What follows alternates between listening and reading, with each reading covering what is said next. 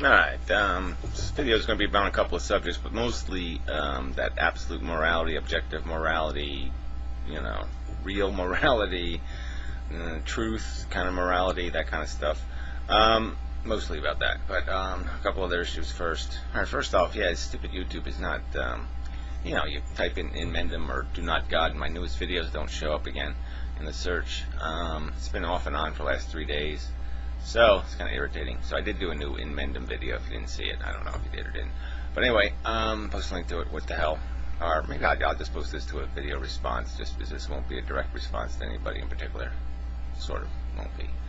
Anyway, so that Rocky guy did do a video. I should do a whole video, but it's just this whole politics thing about, whether we should fix problems from the top down or from the bottom up. Grassrootsy thing versus, one good president, kind of thing. And I just think it's got to be top down. First we need to get a minority in a place where it can have a voice, where it can be heard. And then that's, how you can get the majority, is to get the minority in a position where it's actually getting heard. And then you can build yourself a majority, and then you can actually get something done. But I'm not pissing on grassroots stuff. But I'm just saying the problems that need to be solved. They're not going to be solved by individual acts. As an individual, I can only not have a baby. I can't stop everybody else from having too many. But if I pass a law, well then I can do it. And so you need laws. We need better laws. I can't undo capitalism by myself. It's got to get unraveled as a society. We have to modify the economics. But anyway, so I really don't think that argument needs detailing. But whatever. So yeah, but make more videos. Your upload problems, I don't know what to suggest. Just try different formats. Try to convert the video into something else. So whatever you're using, maybe YouTube doesn't like it too much.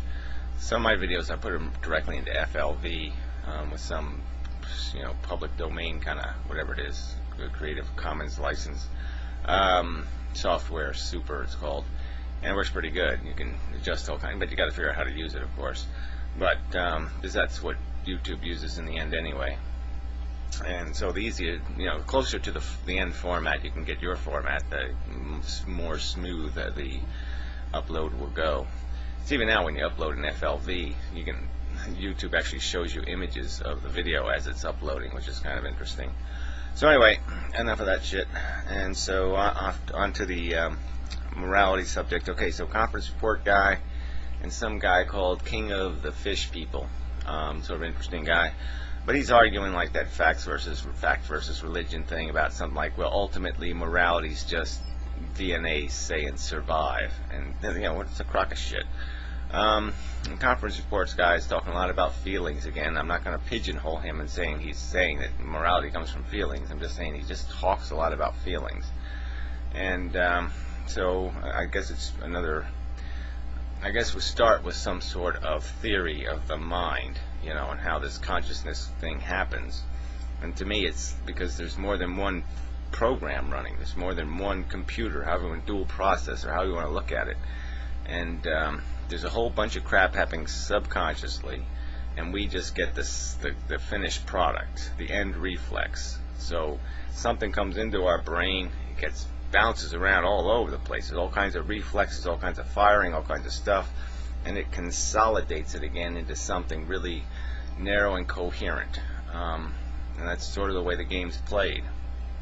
It's turned back into something dull, like the senses. And I don't mean dull, I just mean not very complicated. Our senses are general senses. We don't see everything when we look. We see a pattern. We recognize that consciously. Or we don't consciously see the detail. But subconsciously, we're analyzing the details. Subconsciously, we're seeing stuff. And it will change our focus if our subconscious recognizes something that's not right. All of a sudden we'll get that phantom feeling. Look there, do this, So it's not, there is some controlling going on after the fact. And so this is all like a big feedback loop consciousness. It's just our crude senses plus what our brain is manufacturing, and our brain manufactures two things, I think. There might be the same thing, they're just formulated different, but anyway, you got these trains of emotions and you got these trains of thoughts. So it's like concepts and emotions, feelings, and so I guess the feeling things go first, this emotion stuff. So you get emotions are basically maybe just memories, sense memories, memories of feelings, and they're just combined in little subtle ways to create some nuance, some kind of new feeling, either a good feeling or a worrisome feeling, a paranoid feeling. I mean, there's a lot of flavors to our feelings, and we've described them based on that different taste that we get from them. But I think they're just manufactured out of the same thing. They're just manufactured out of sense memory. It's just a reconfiguration of that sense memory. Sorry, computer. Alright, and then thoughts it's all concepts. Okay, and concepts are made out of concepts. So that sounds stupid, but yeah, I mean, ideas that we've made solid come up the same way each time we hear a word or a phrase. It brings up a thing, and that thing will contain things that are really solid in terms of our understanding. Like we'll hear the word, we do in physics, and then all of a sudden somebody will say Einstein, and Einstein will be a separate concept, and that'll be fed into the stream. But ultimately there are these raw concepts that are just made out of a solid, this is an understanding, this is a solid thing, and those are probably made out of just simple things like good, bad, simple words, hot, cold, the ones we really know. So I would argue that most of the concepts in our brain probably have an element of good or bad in them. That word is somehow attached to almost every concept in our head probably has the word good and bad tied to it in some way.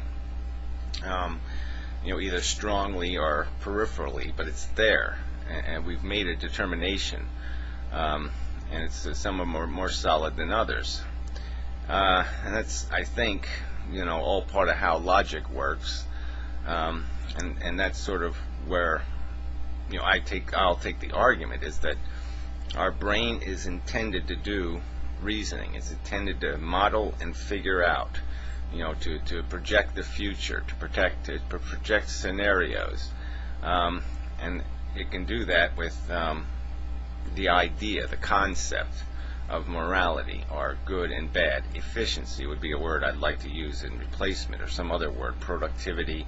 I know this is associated with economics or something else, but they're just, the basic concept is to produce more than you consume. I mean, and that's which morality is sort of demanding, is producing more of the core value than you consume. And so then it's just about defining that core value. What's the root of morality? What's the fundamental constituent value? What's the core value? And so some people are going to argue how long you live, or satisfying your desires, or some other thing. And I will argue that the core value is suffering. And even if you accept the other things as having value, your satisfied desires, how long you live, that kind of crap, which is okay, I'm just saying that can be part of this core, and this core does have to have this idea of, what's the end product of a moral equation. So I guess I should have said originally, before, that let's just eliminate from the equation all the social contract stuff. The idea that we say it is wrong to steal, or wrong to murder, or wrong to do all these things. Well, they're only wrong because that's the only way society can function. But yes, there might be circumstances where it's perfectly right in the long run. It was good for the human race that somebody stole a loaf of bread, or even stole a car in the right circumstance. And obviously killing some people, it's probably very good for society. I mean, it probably would have been very good for society if Bundy was killed when he was 15 years old. At least it would have been very good for 10 or 12 families. But huge implications that would have had going forward. But, I mean, we might have had a whole different culture. We might have been less paranoid. We might have been, who knows, we might not have reacted the way we did to 9/11 because we would have had one less horrible image in our heads that made us capable of getting into a revenge war. So anyway, that's a whole other subject, though. But I mean, this idea that we cannot, I think it's logically inescapable to concede there is absolute morality. There's absolute value in the universe, because there's no way you can see the complex molecules, so to speak, of morality. You can see the complex ones like a Holocaust or a World War, or things that are just on their face. You know it means something. You know there's value there. Okay, that suffering has value. You just know it.